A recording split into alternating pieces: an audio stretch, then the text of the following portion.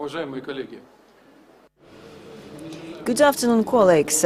We shall start our session about pain medication today. This is one of the most promising areas for development in healthcare. Pain syndrome can happen very often, and 50% of outpatient clinics see patients with different pain syndromes. The US has been a leader in pain management. They have developed these activities for 50 years. They have set up several thousands of pain clinics. Pain is recognized as an individual disease, so people can have a right to live without pain. It's well developed there. And maybe we could even speak about a crisis of overproduction, because a lot of analgesics have been prescribed there.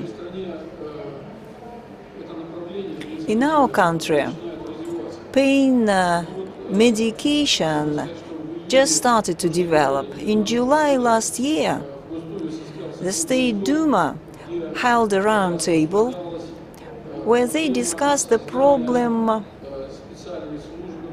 of setting up a special service to treat chronic pain syndrome. So they discussed many different issues, beginning with statistics, objectivization, quantitative control of pain syndrome, identifying different structures and subdivisions that would deal with it, whether we need specialist training for pain care.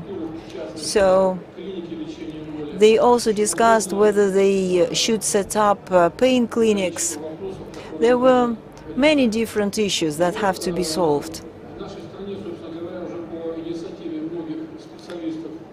And many specialists came up with the initiative to set up pain clinics. And there are many specialists that treat pain professionally. And we would like to talk about pain management both in the world and in Russia and in Moscow.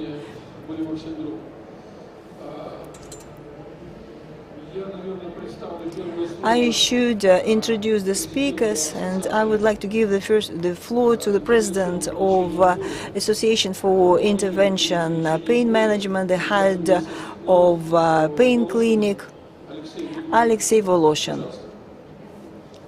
You're welcome. Thank you. It's a great honor for me to open this discussion. So I'd like to concentrate on the most relevant issues and aspects. Of course, it can never be exhausted. We could talk days and even weeks about it. There are huge congresses that take place all over the world that focus on different individual aspects of pain management. It's true that this industry is in the emerging stage in this country, so we probably should learn a lot from our colleagues. So, what is pain management about, if from the doctor's perspective? If we don't see it as a social issue, the doctors identify 5 different sections that could be complementary. The most delicate methods are psychotherapy, physiotherapy, remedial exercises, but it could be also added with different medication therapy and local treatment, as well as intervention treatment methods and surgery. Can you hear me well? I could actually speak louder because I can't hear myself. I can hear only music at the background. So, if we speak about some clinic or center for pain management, we have to understand what it can do, what will be part of the clinic, and what won't. Most specialists believe that there must be a team of specialists, and they have to offer treatment using psychotherapy, physiotherapy, non-pharmacological treatment, and also they should use intervention methods of treatment and systematic therapy. Only if the center has all three components could be considered as a pain clinic. So this is an answer to the question whether we can just take a massage table, put a massage therapist and put a sign, pain clinic. No, this is just a massage office. So what kind of epidemiology can we see? So what kind of features does this industry have? What kind of figures do we talk about? Here you can see some statistics. So you can see here that 330 million people live in the US, and they have about 3,000 clinics that work in the US. It means that one clinic can cover about 108,000 people. And a small country like Israel has a population less than 10 million, and they have 143 clinics. So the density is one clinic for 58,000 of people. Korea is out of this table because they have certified doctors. But anyway, you can see approximation, and we are lagging behind both in terms of industry and technologies. Of course, there are regions that have such structures, and the Central Federal District does have such clinics, but in the faraway regions they don't have anything. So if we speak about the main goals and objectives of such clinics, I guess we shouldn't reinvent the wheel. We can borrow the experience from our colleagues with well-developed healthcare system, and here you can see some recommendations and guidelines from the Spanish Pain Association. I'm sorry if you can't read it, but basically it's about pain alleviation and pain relief. I guess this point comes first, but it's not the only one, and you can see many more points related to social adaptation, active participation of people in life. So the medical component is important, and this is what we do as professionals, but it's not the only thing. And here I quote the book that has been translated from Spanish into Russian, and it's available in Russia. It's about organizing such clinics. So how it should be done, and our Spanish colleagues identify 3 levels of competences for development of such structures: monodisciplinary department, multidisciplinary, and interdisciplinary department. Multidisciplinary department is a quite small department with just one doctor who is working in some area. and specializes in some area. Of course, we should borrow it blindly and copy it. You know, if you take any traumatologist office, it could be called a monodisciplinary office because doctors help to fix joints and bones. Of course, it could be called differently, but such offices exist in this country. As to multidisciplinary department, it belongs to the second level. At least there must be two different specialists, and they have to cooperate, maybe teaching each other to give care to patients.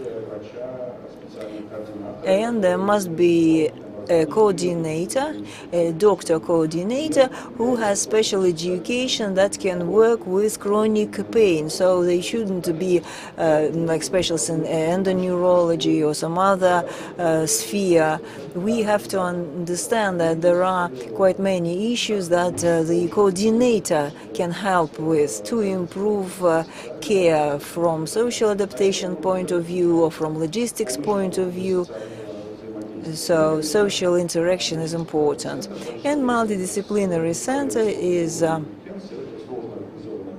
more complex subdivision that belongs to the third level. So it should have an anesthesiologist, neurosurgeon, and specialists in psychiatry or psychology. And I can say that from my experience that psychiatrist works much better with such patients. And there also must be social workers at such centers. So if we take a good European clinic as an example, we have to understand that medical intervention is not the only thing here.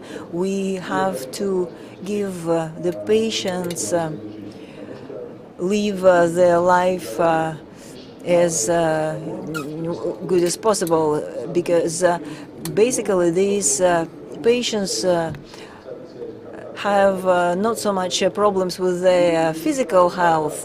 Sometimes they have problems with family or work and many other things. So there's not just one single recipe or a pill that can do it overnight, especially if we speak about some chronic pain.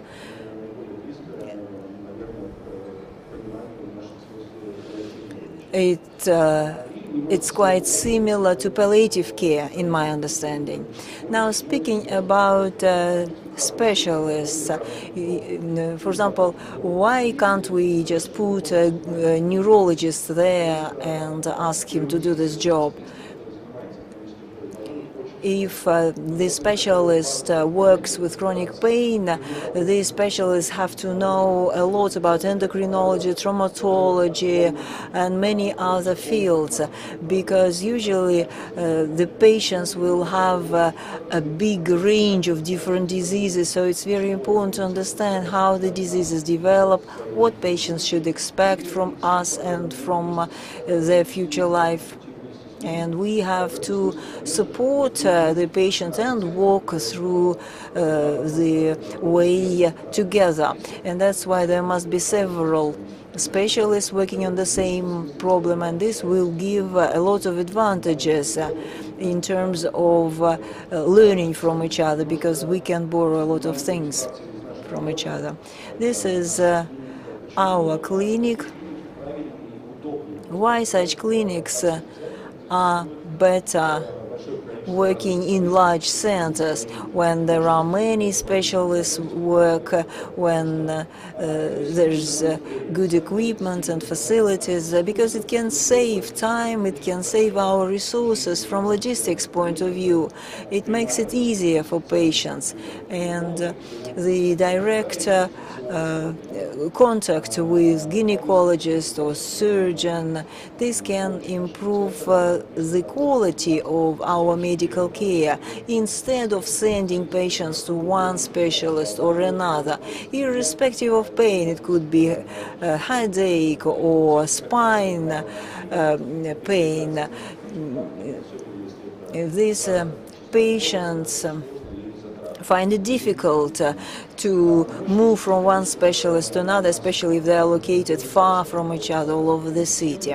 Speaking about our facilities, we don't have enough facilities, and we understand that such centers should have at least 1,000 of patients per year. I understand that I have to stick to timeline, so that's why I'd like to give a broader overview of the situation in the country. I represent Association of Intervention Pain Treatment.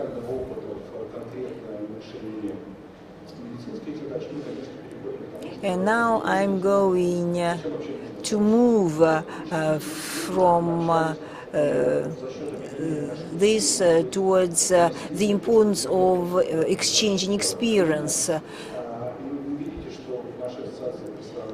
And here you can see that we have specialists from different parts of our country, from Vladivostok to Kaliningrad.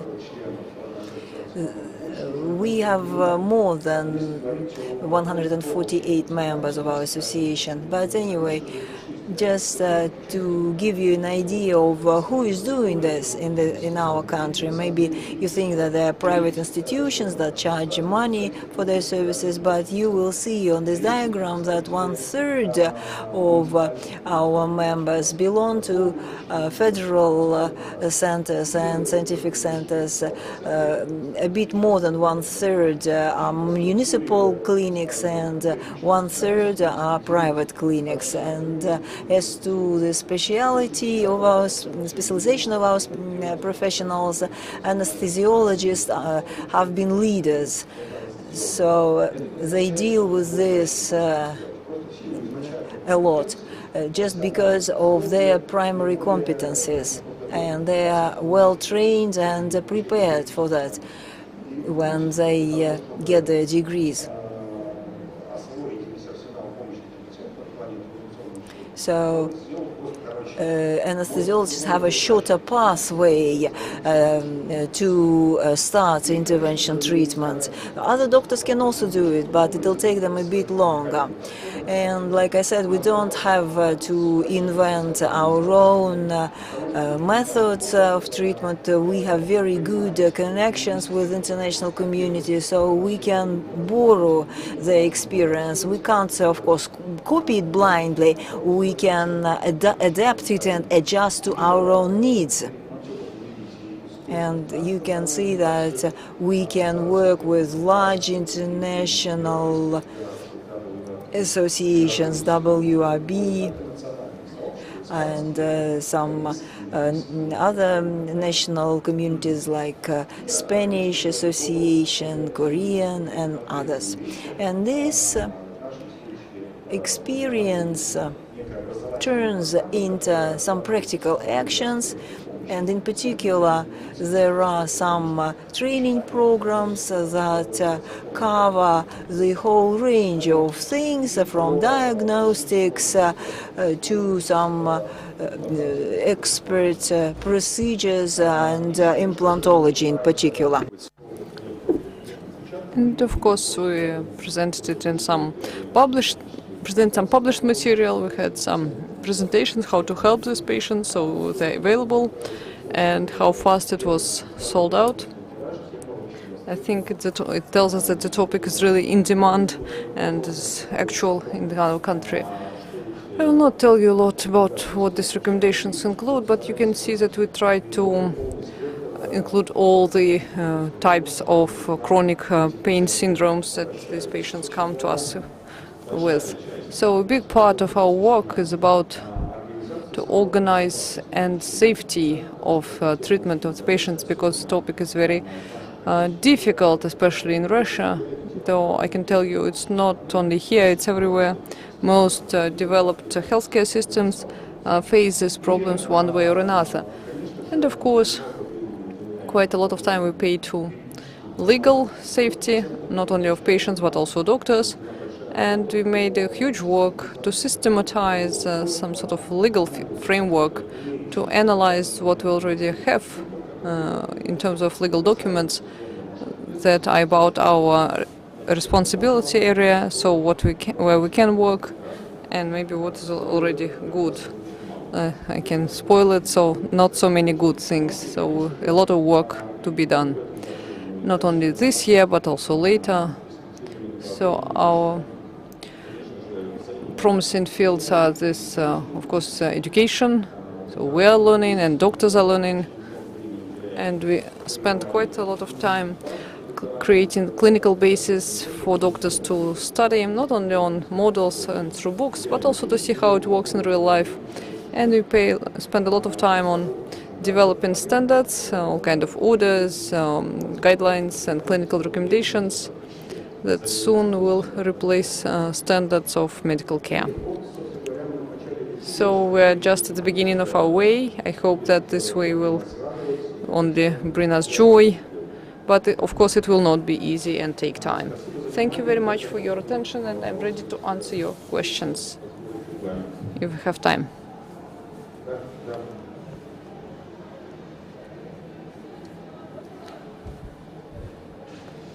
I can't hear this person speaking, sorry.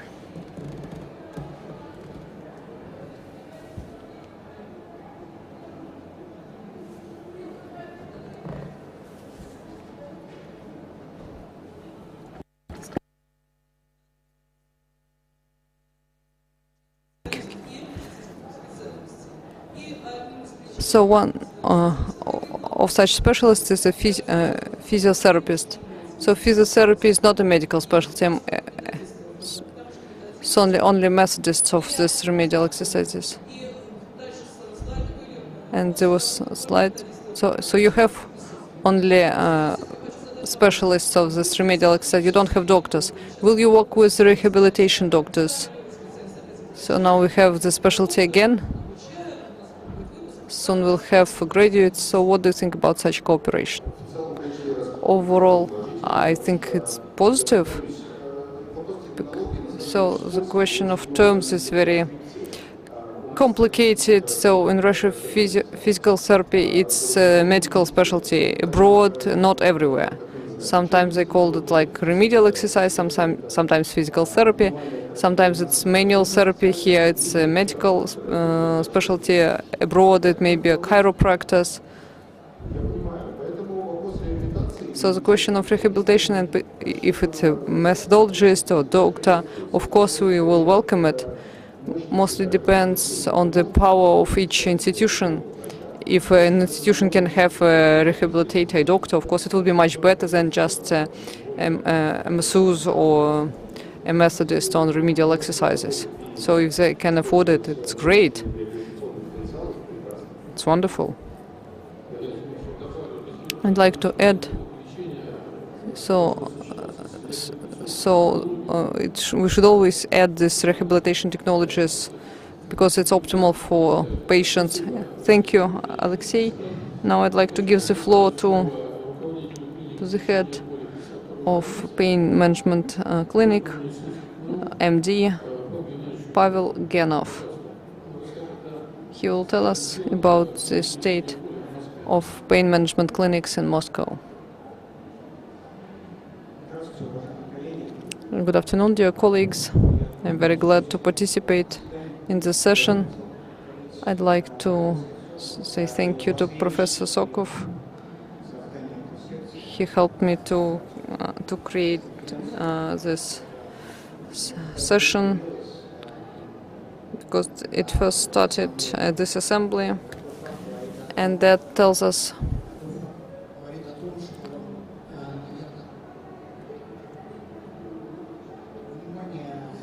that the attention of municipal authorities is augmented, is higher to this issue, and it will develop more and more.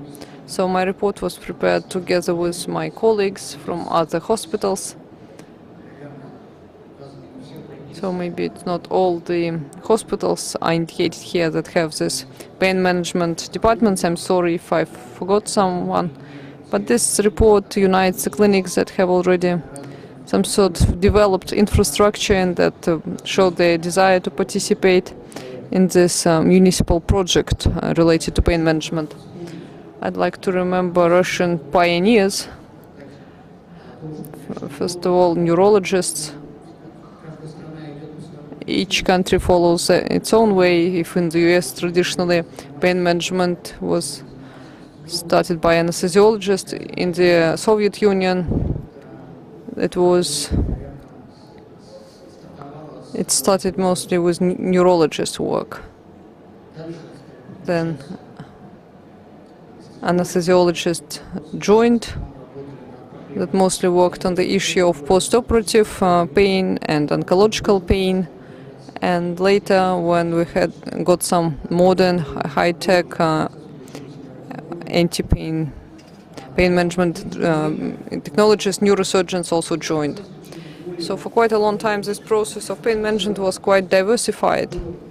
So there was this some areas that neurologists were responsible for. There was an area that anesthesiologists were responsible for. Later, some areas appeared that neurosurgeons were responsible for. And separate, there was this remedial exercises and psychological therapy. So, like that, it stayed for quite many years. And probably the center of this process was a neurologist, and the rest, they joined this doctor. And they were like, you know, like subcontractors. So a neurologist gave them some sort of task, and other specialists fulfilled it. In this process, there are many joints, intersections, where it's not doesn't always work in a smooth way, because when these specialists are sort of subcontractors, they don't always understand what these neurologists want from them, what kind of patient is in front of them. If a neurologist refer the patient to some other specialists, even neurologists maybe doesn't understand themselves what to do with this patient and what kind of specialists can help this patient. And the subcontractor may also not understand what to do with such patient and what he or she is supposed to do. So as a result, to improve this process, to improve this rendering of medical care, because it became clear that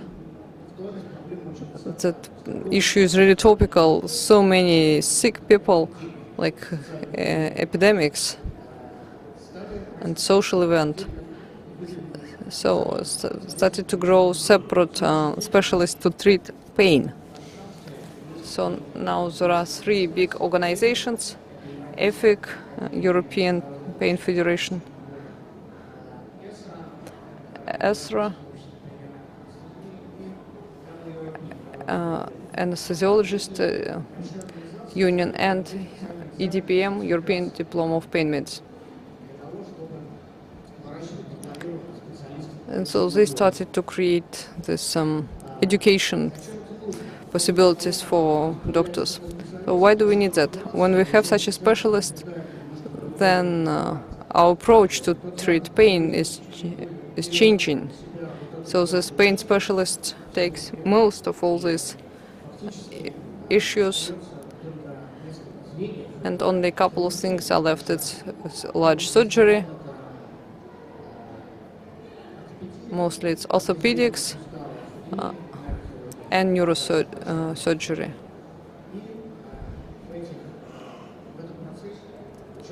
And in this process, so a doctor is specialist in remedial exercise, and psychological therapist or psychologists participate in such a process. So now it becomes clearer and helps achieve better results.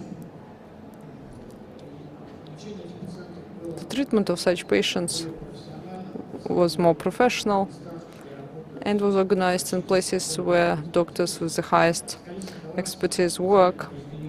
So they start to create special departments or special clinics, And the first such a department was created by anesthesiologist John Bonica in the US. And so he became the first president of the Association of Study in Pain.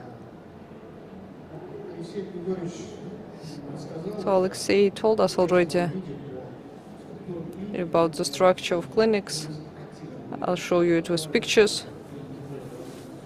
So pain clinics should have consulting offices, some equipment, navigational equipment, to be more precise in interventions, and all kind of equipment for safety of patients. So rooms for remedial exercises. That's what the clinic should look like. I will repeat maybe some information that we are quite behind as for the amount of pain departments that we need. If we speak about the state system and the capital, now in Moscow only 2 clinics that work within this mandatory health insurance, Hospital 7 and 52.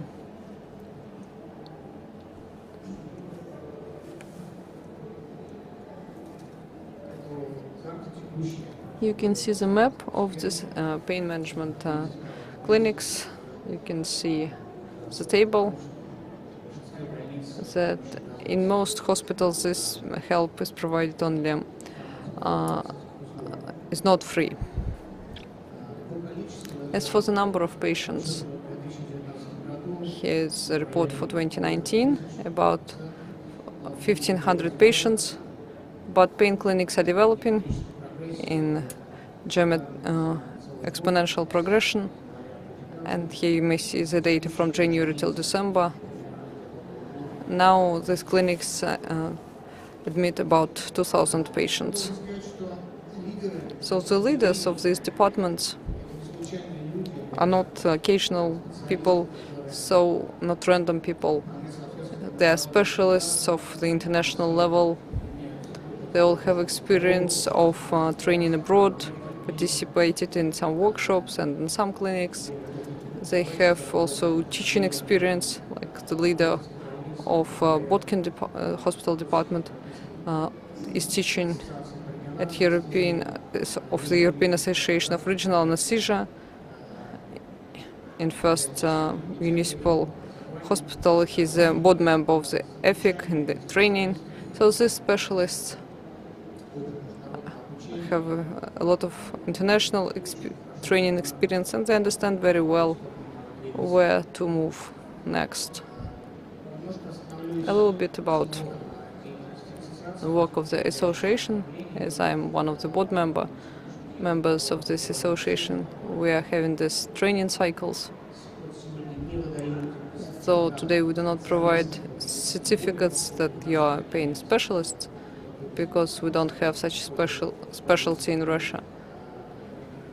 But we provide a state diploma that it's your increase of your qualification. We also work a lot on the legal basis, and we developed drafts of some legal documents related to pain medicine, and these projects will be studied by regulators, and I hope that quite soon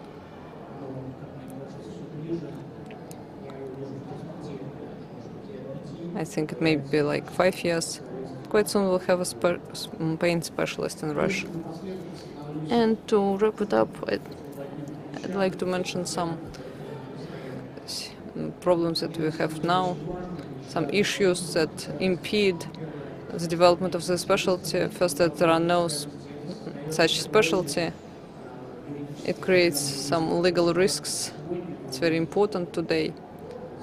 You may see how fast all these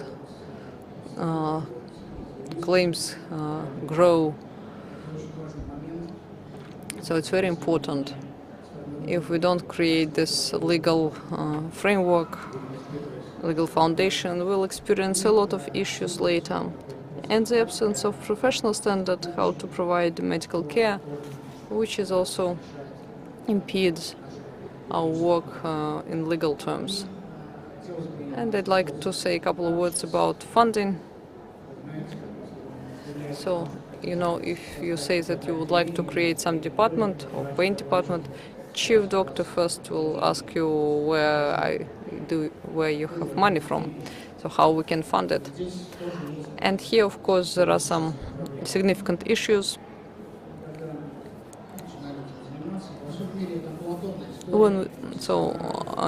Globally, it's outpatient facilities, so they don't spend nights in such facilities. And I found this territorial agreement, and you can see that this consultation of specialists from 40 to 110 rubles per consultation, the price, and some pain procedures to treat pain. Not all, of course, but you can see the prices. So, of course, the administration will not be interested in such numbers. There are no special tariffs for treating pain, and we should do that, because if we don't do that, no one will do that. So we have to use some non-specific statistics. We can't answer how many patients we have with pain, because they are all spread around different departments. It creates this non-transparency of the system, and it's hard for us to say what we have and to calculate, to measure some financial components. And I also noticed that there are quite very low tariffs for remedial exercises. That doesn't help to bring specialists, because we should give them some incentives. And for psychotherapy help, it's not at all present in the structure of the mandatory health insurance. So it's a separate, so we can't put it into all the system. So there is a mechanism of how to change the situation.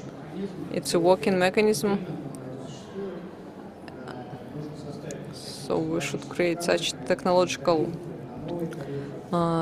forms to approve them with this insurance fund, and after that we will be able to work through some real medical tariffs. Thank you very much for your attention. Thank you.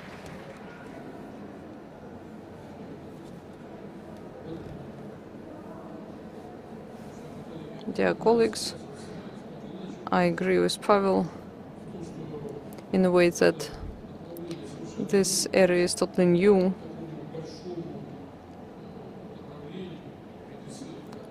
And such huge area of medicine as pain, up to 50% of outpatient consultations are such patients. But at conference we don't pay a lot of attention to it.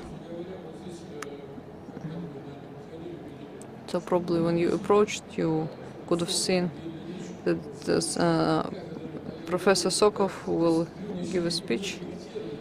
So chair of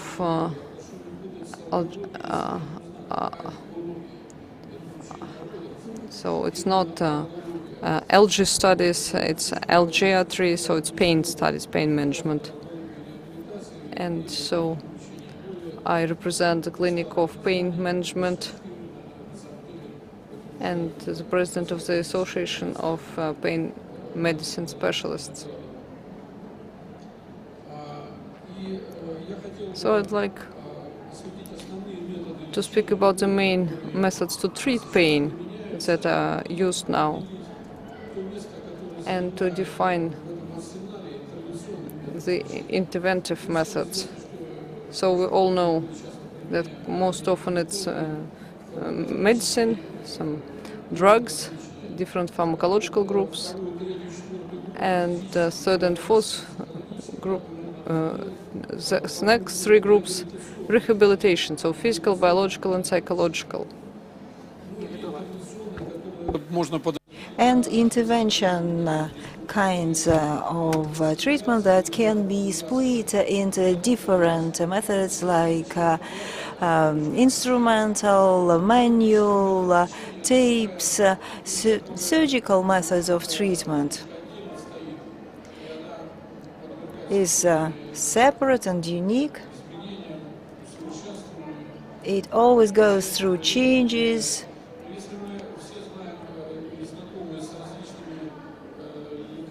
So if you know well different medicines and drugs, you can see different groups of drugs. There are over 11 major groups that are used for pain alleviation. Physical methods of treatment have been used for a long time, and they are all well known. And they can be manual, they can be instrumental, physiotherapy, different exercises could be breathing exercises, dynamic exercises, and surgical methods that gravitate towards discogenic theory of lumbar pain. So you can see this picture very often. But is this true in reality? It's not only related to disc and the root. It also includes big venous plexus, not just vascular structures, but also lymph. So here you can see vessels that are located in bone tissue that take part in providing food. So if something changes in the vertebra, then the nutrition of the core and the discs begin to suffer.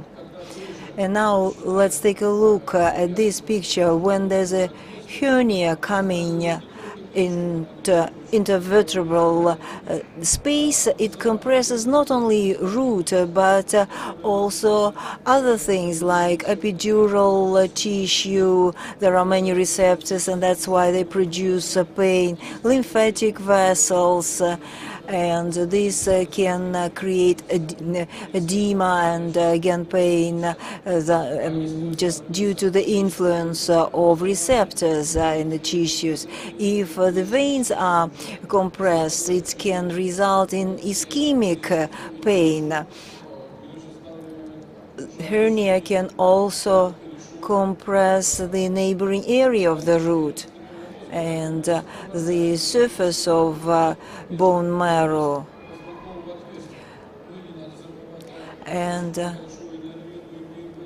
well innervated bone tissues, when during edema or ischemia, or the receptors will be irritated.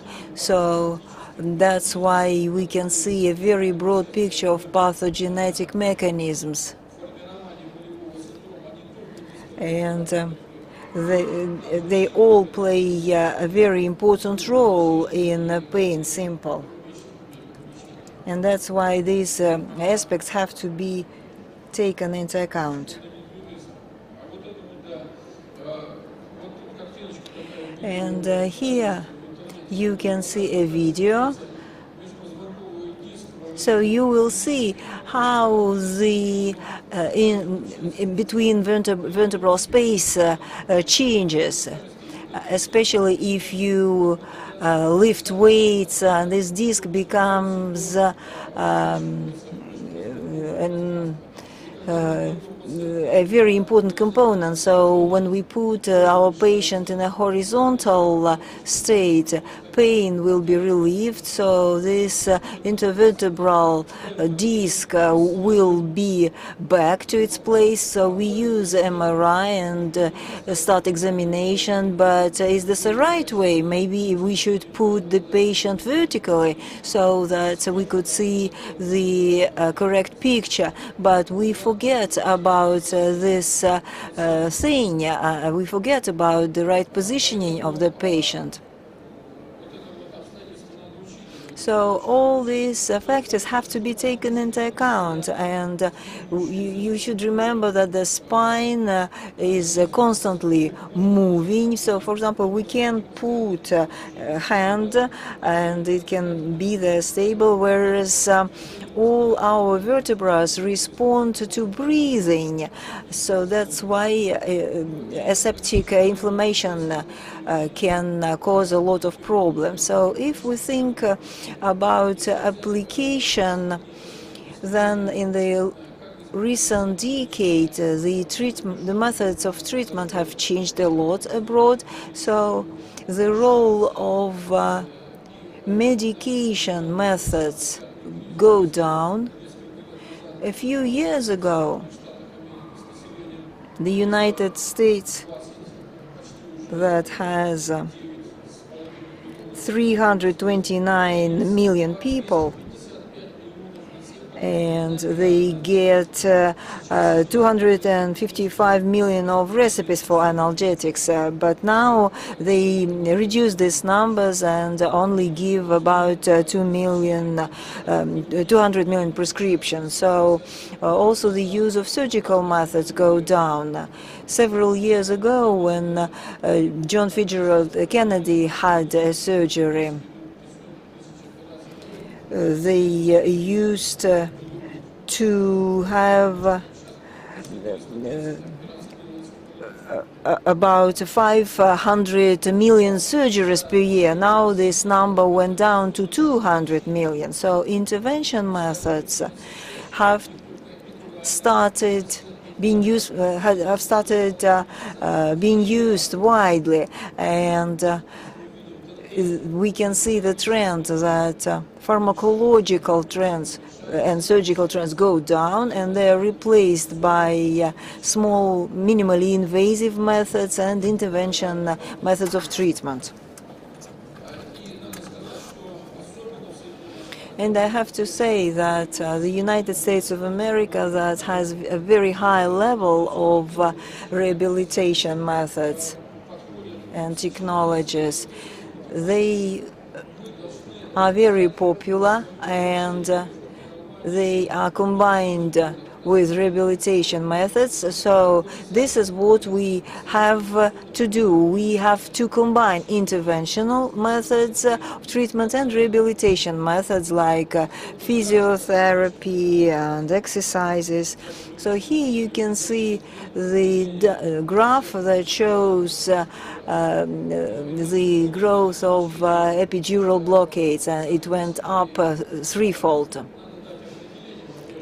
We have to give a definition to the intervention methods of treatment. What are these methods? We have to classify them. It all depends on the targets and whether we work with nerves or ganglia or joints or receptors. And then we have to think about different agents, whether we're using chemical agents or destructive medication like alcohol and phenol, or physical methods like hypothermia or electromodulation, biological methods like Botox and other things.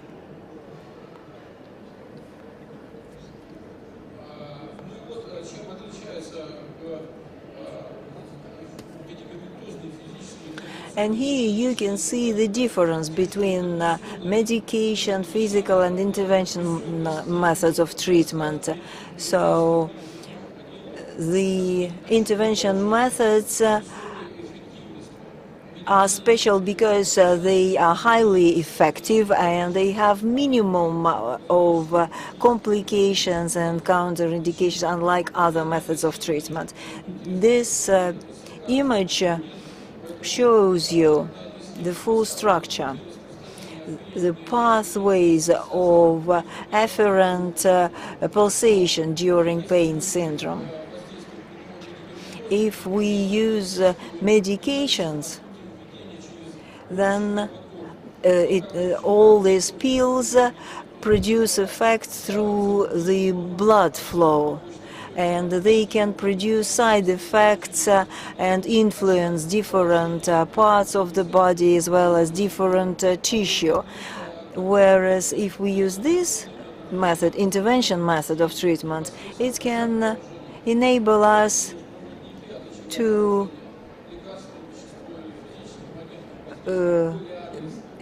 be more precise, because we can target some specific part and relieve the body from extra medication.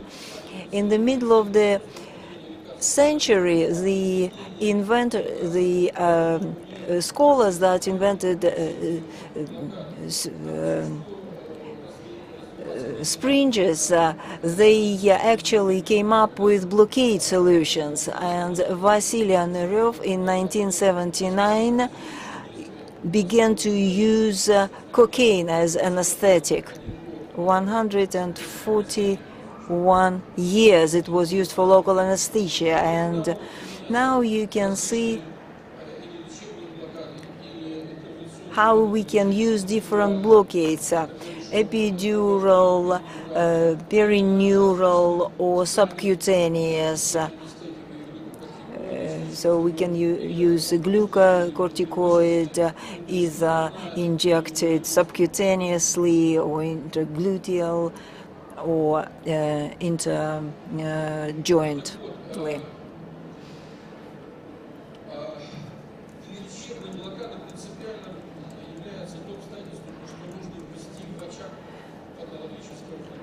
So if you use a blockade, it's very important to affect the receptor field of pathological location. So it doesn't really matter whether you're trying to block the shoulder in the top third or lower third. It will be good for the surgery. You will remove pain, but if you use the blockade, you have to run this medication to the hotbed of the syndrome, the very place where it is concentrated. And that's why reflex has a very important role. We usually think about reflex as a stereotype response of an organism to some effect that takes place with the participation of central neural system. But actually, hypoafferentation with anesthetics can lead to reflectory reactions of the organism, and Vishnevsky used novocaine blockade, and he used to say that it produces a very big reflectory effect. So here you can see the lidocaine put into the right ileum. So 15 minutes later, the temperature in her right foot went up. Here you can see some details. So the temperature went up by 7 degrees, and it only proves hypoafferentation methods that affect bone receptors. And if they're irritated, they produce spasms. And now the question is whether you feel pain in your bone. Many people think that it's not true that it's not about bones, but it turned out that the strongest pain takes place under the condition of bone sarcoma or other cases. And I would like to refer to the research of Japanese colleagues that were writing about intraosseous nociceptors that are activated by various kinds of stimuli, including increase in intraosseous pressure. So intraosseous pressure with bone marrow edema is closely related to lumbar pain as well as skeletal pain. And they refer to our work, the paper that we published in 1995, when we were writing about the role of intraosseous receptors in afferent and motor reaction modulation. So this is the place that where we inject lidocaine and dexamethasone. So this is intraosseous space that we use to block many receptors, to block afferent flows, and then this medicine will go not only in venous vessels but also in lymphatic vessels. This is an image from Utkin's dissertation thesis, and he used antibiotics with a very good result. And this is again an image of interosseous blockade. Osteogenetic mechanism of pain means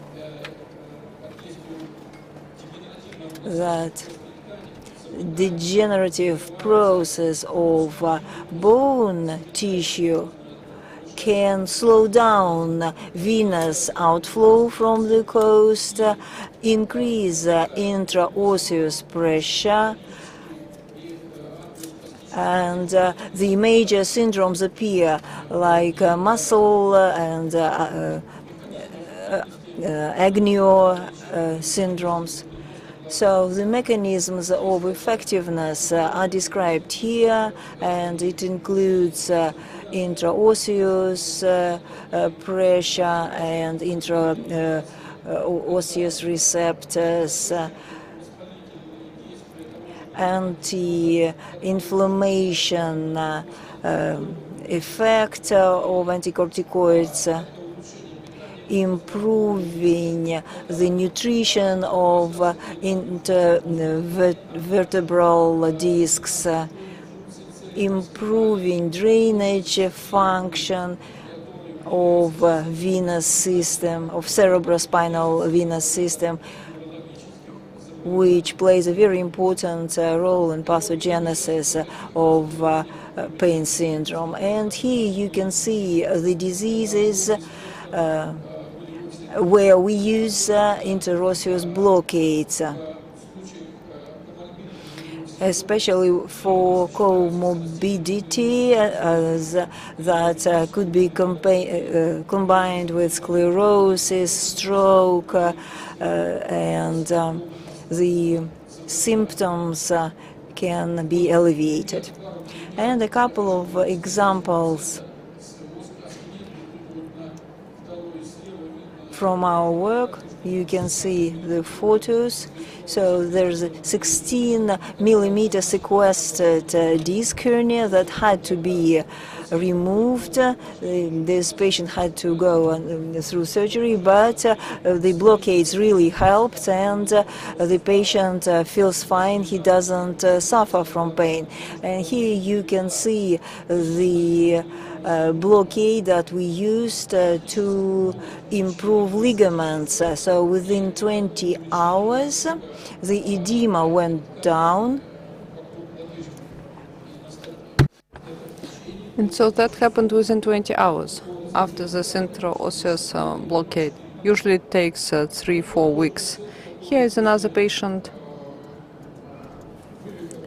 after shoulder dislocation. So he's a professional security guard, and after shoulder dislocation he got complications as pain syndrome and paralysis of hand abductors, and he couldn't restore the function of these muscles. And after this therapy of osseous blockade helped to reduce these symptoms of the right hand. So the patient was about to leave the job, but he managed to stay there because he was able to hold a gun. And maybe a couple other comorbid states.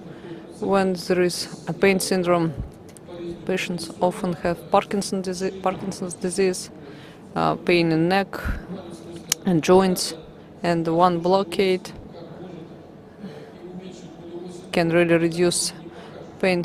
You can't show to a person how it can reduce pain syndrome. Here we can see how regress symptoms of Parkinson's disease. I'd like to tell you that while we're watching the video, that we created the Association of Pain Specialists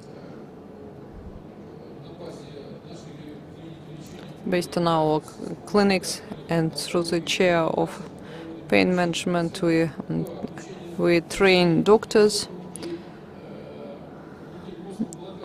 of this treating and intraosseous blockades, and in 3.5 years we prepared 65 specialists who work from Kamchatka to Kaliningrad and from St. Petersburg to the Caucasus and Crimea, and they all use these intraosseous blockades with quite prominent therapeutical effect. And in some republics of the nearest countries, specialists also work, and pain clinics work in Tajikistan, for instance, and in some far foreign countries, in Mumbai in India and in the US. So our connections are growing, and in the US the crisis that happened with opiates pushed doctors to find a way out of this crisis, and there was a huge conference about it. So the Society of Pain of the state of New York, they invited me to come and give a lecture about intraosseous pain therapy, and in May 2019 I gave a lecture. They were very interested, and 12 people,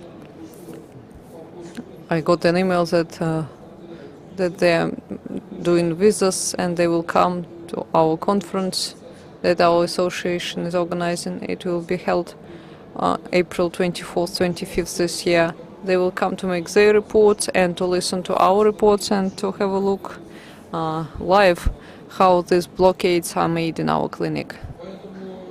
That is why. So we have science-based, so we have 16 PhD and doctorate theses. We got the permit from the center inspection, and during 40 years, this year it's 40 years since in our clinic we started to use these methods, and there was no major complication. So to sum it up, so interventional methods of pain treatment and blockades are the most promising areas in pain areas, and intraosseous blockades are safe, efficient and very economical way. Thank you very much for your attention.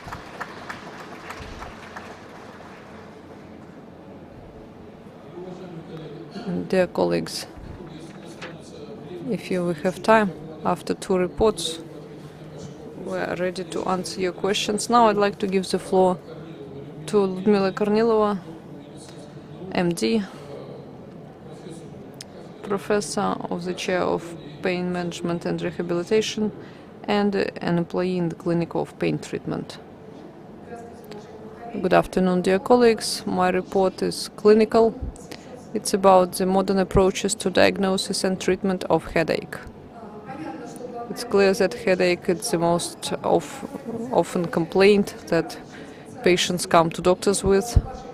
And in your practice, as well as mine, up to 50% of people systematically feel a headache and come to neurologists. So according to the International Classification of Headache, third revision that was adopted in the 2013, there is the following types. So primary headache, so like migraine, so like cluster headache, a secondary headache related to the head trauma or some vascular pathologies of the scalp, or some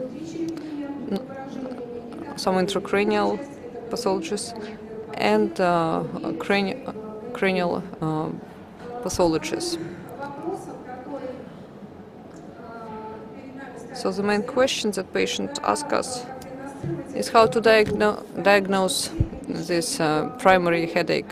So all the primary headaches are diagnosed only after we exclude all the secondary headaches.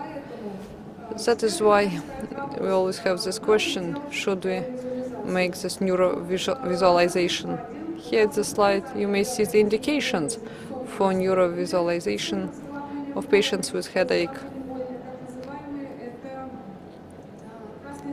So these red flags for headache. So first episodes of acute headaches, subacute headaches, but that the intensity is growing and the severity of spasms are growing. Everyday headaches, chronic everyday headaches, a very strict localization of headache, usually if it's benign. So it changes hemispheres.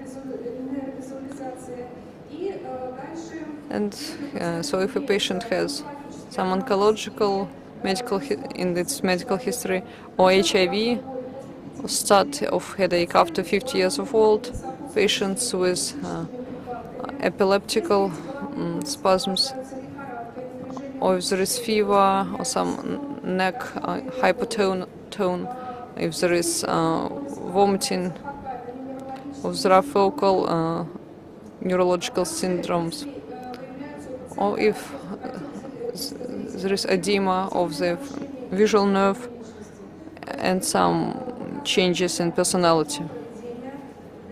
So these are indications for neurovisualization.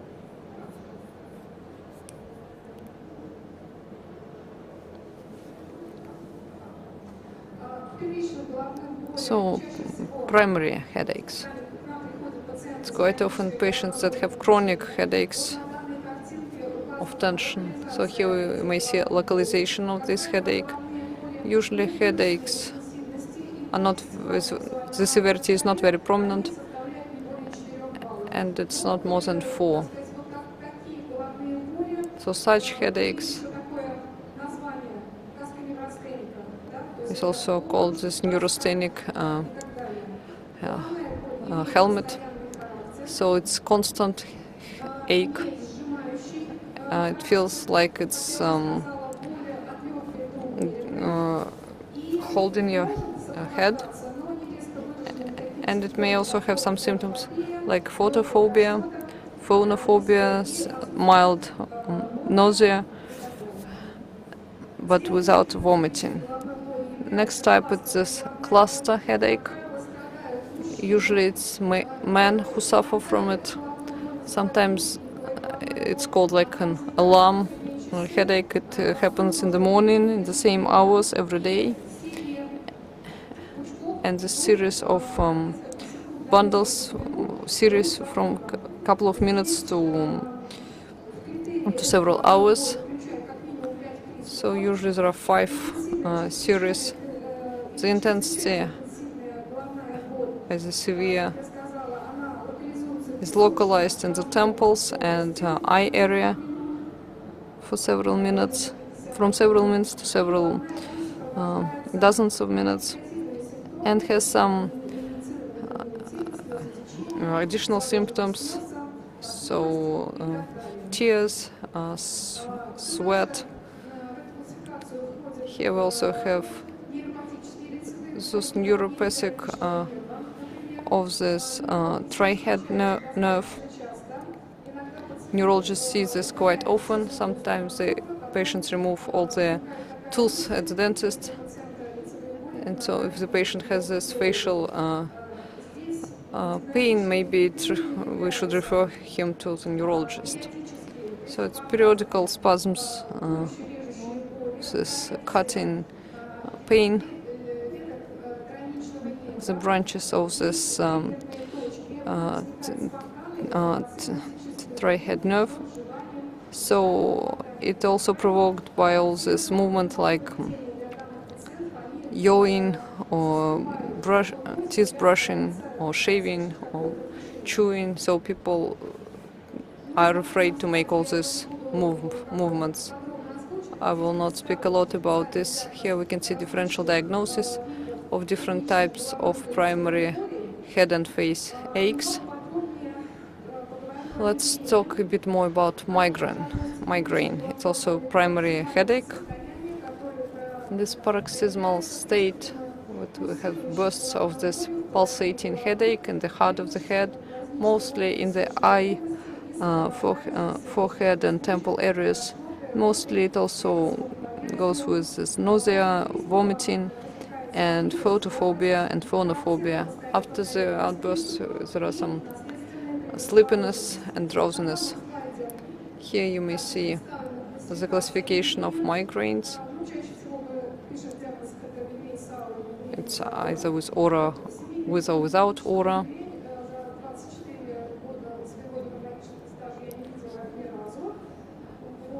So you can see different types, and recently there is also this chronic migraine.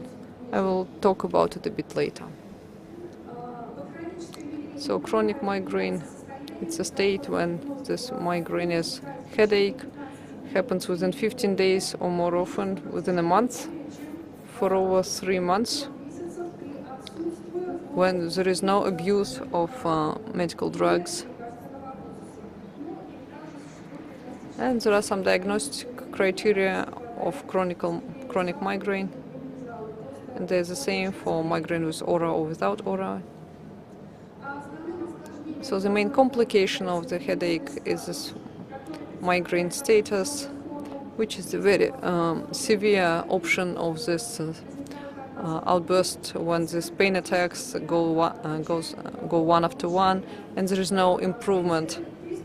So this attack can last from 3 to 5 days, and it's an indication for hospitalization, even to the ICU.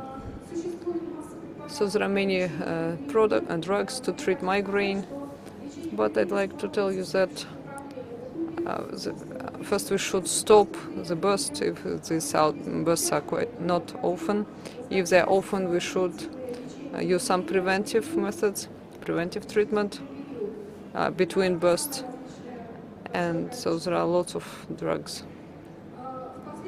Recently in Russia they promised there'll be a product created based on the human monoclonal antibodies of immunoglobulin G2, specific to the receptor of calcitonin gene-related peptide, and developers guarantee that the preventive treatment of migraine, and this drug will be injected as subcutaneous injection once a month for patients with chronic migraine or with chronic migrainous paroxysms. We haven't seen this product yet, but they say that it will prevent different migraine attacks.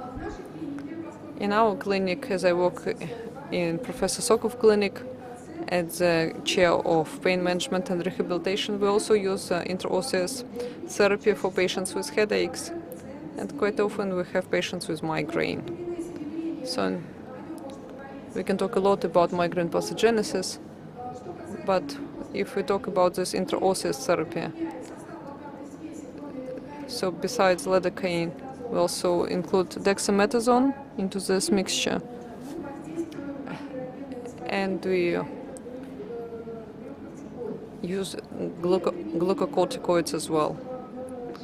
When we inject it intraosseously, it's reduced hyperactivity of nociceptive neurons. There is impact on the cerebrospinal venous system, and also reflex impact. Here you can see intraosseous infusion for such patients with headaches. Usually the first procedure is intraosseous injection of any vascular drug. So there is not that much of a difference. The most important is where to inject. The next procedure is intraosseous blockades into this part of the second vertebra, and we made it for patients with migraine. So before manipulation, the patient felt headache in half of the head. After this blockade, patient felt warmth and pain almost retrieved, and pain in the eye stopped.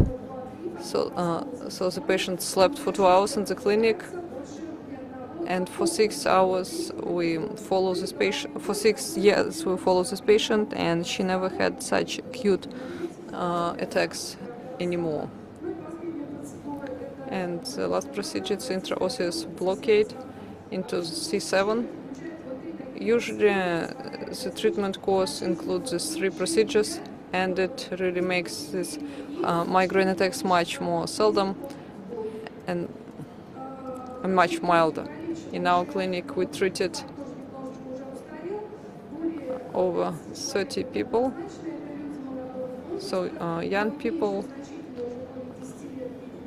but with quite lengthy disease, like quite often attacks, and the last attack lasted 24 hours. That's how it changes the dynamics of headache during this intraosseous blockade. Usually if it's migraine, it's a headache at 7 points. When we inject this product, it can increase a little bit because this pressure increases, and then anesthesia starts working, and it really plummets down and stays for quite a while at this very low points. After treatment with using these intraosseous blockades, the number of attacks decreased from 5 to 1. It's very good, and the length of the attack is also reduced. So about the mechanism of this therapy I will not tell you because we already heard that. Thank you for your attention. Thank you, Ludmila. I suggest to listen to another report and then ask questions. I'll give the floor to PhD in medicine. Just recently defended the thesis that he will show you. Alexander Nesterov. So he works at our chair, and but he's a member of our very friendly team. Dear colleagues, I'd like to show you some new pathology, quite interesting. So back pain according to the modic changes. So what is it and what can we do with it?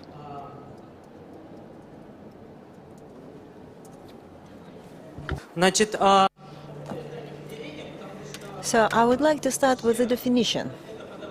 This is a pathology that hasn't been entered in our register, so there's no information about it in our textbook. So modic changes means modic dorsopathy, and it means pathologic changes in bone marrow and terminals of joint vertebra that can be identified during tomography or MRI. They were discovered in 1987 by De Roos, and Modic described them and classified in 1988. So the first type of changes is aseptic spondylitis. So this is the MRI characteristics that it has, and it means inflammation because it has edema and disruption of the end parts of vertebra. These are the changes that belong to the second type, Modic 2, and we usually describe them as lipoid regeneration of bone marrow, and this is what it looks like.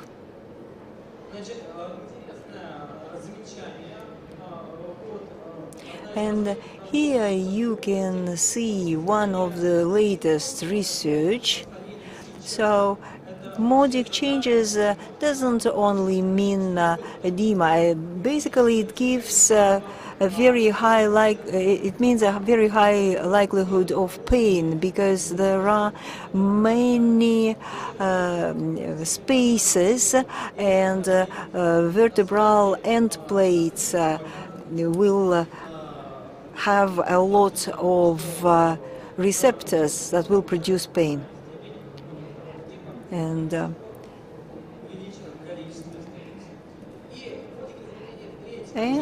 Modic changes of the third type, it can be seen very rarely. It basically means osteosclerosis. So these are the types that you will see most frequently in your patients. Sometimes it looks like MRI has different characteristics belonging to T1 or T2. So are they separate from each other?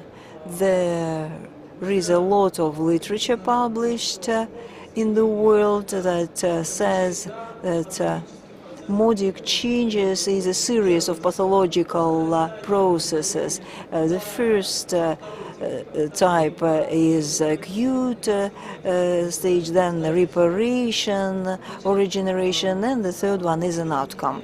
So Modic changes of the first type or a mixed type with some elements of the first type is the only pathology that is related to back pain.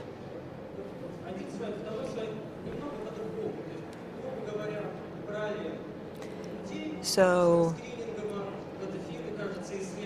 it was a research carried out in Finland in 2008, so they completed screening with MRI. So the population of chronic pain in lumbar section, actually every second patient had some Modic changes, either belonging to the first type or the second type.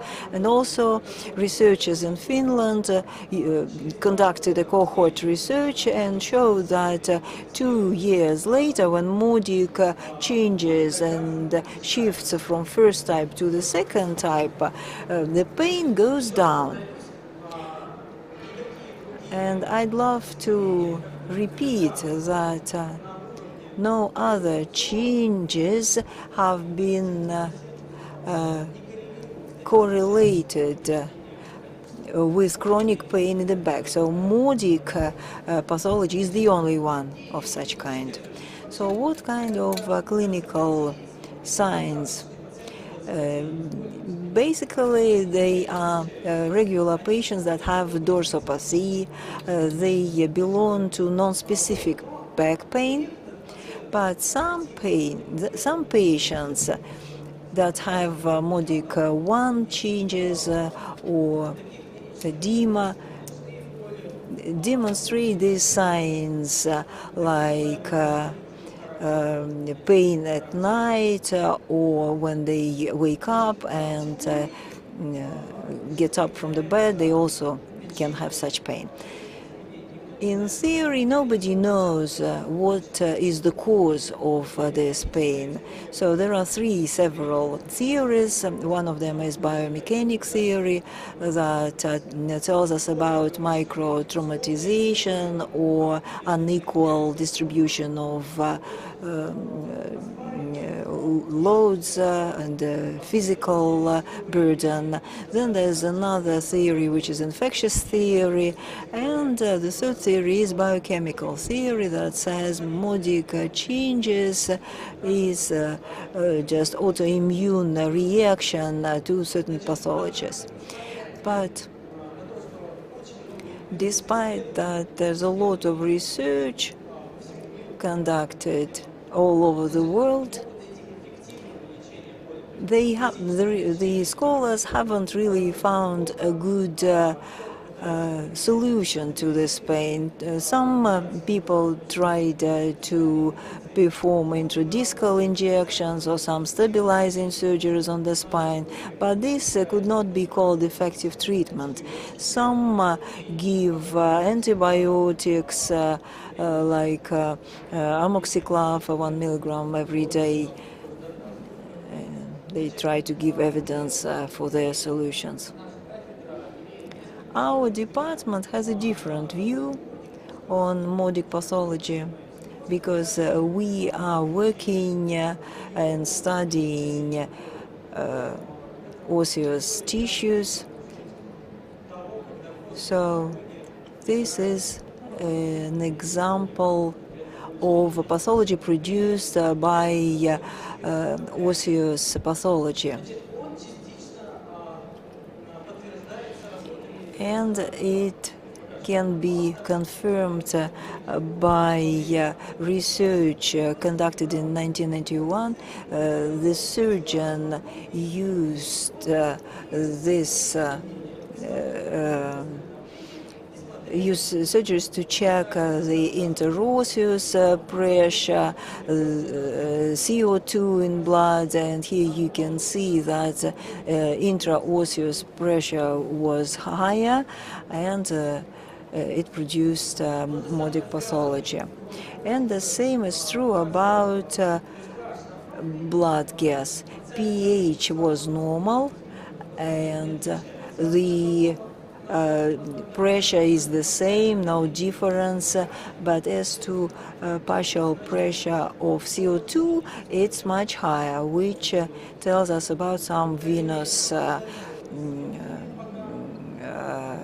processes, like stagnation, venous stagnation. So, and we conducted a research to see how effective our blockades could be, because it targets different pathologies and blood flow problems.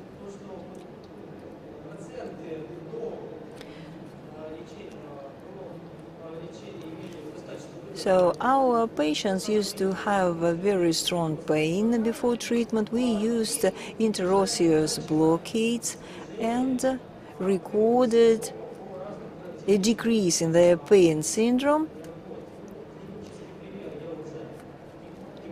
I don't have time to demonstrate a clinical example,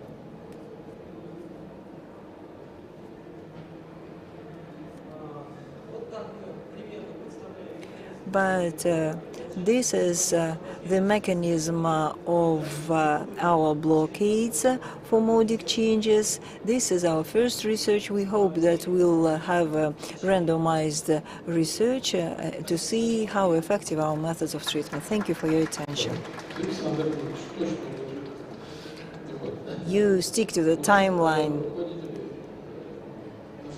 We have a few minutes for Q&A. Only 1 minute left. So who has a question?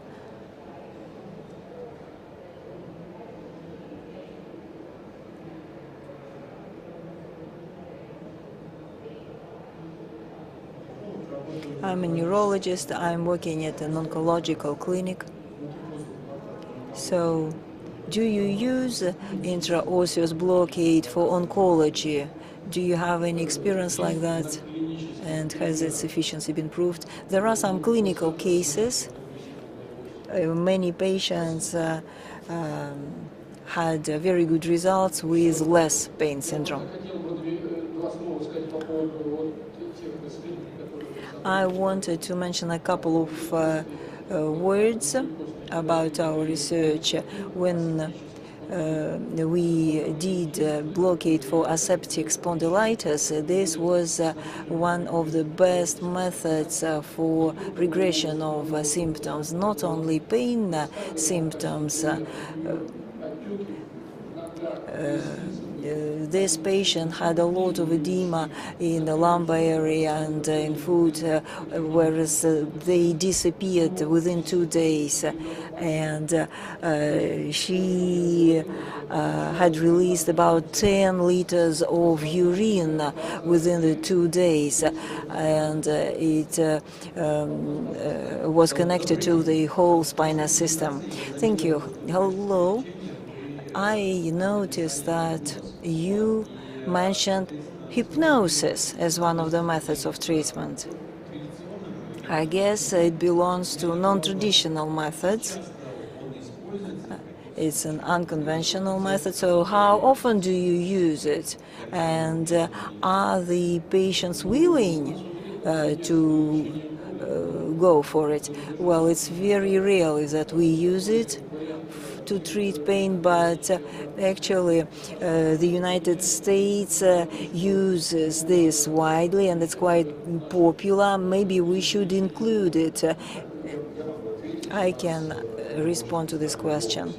We have psychotherapy, we use it, and we also use Erickson hypnosis, and we use different ways of hypnotherapy, especially for patients with anxiety.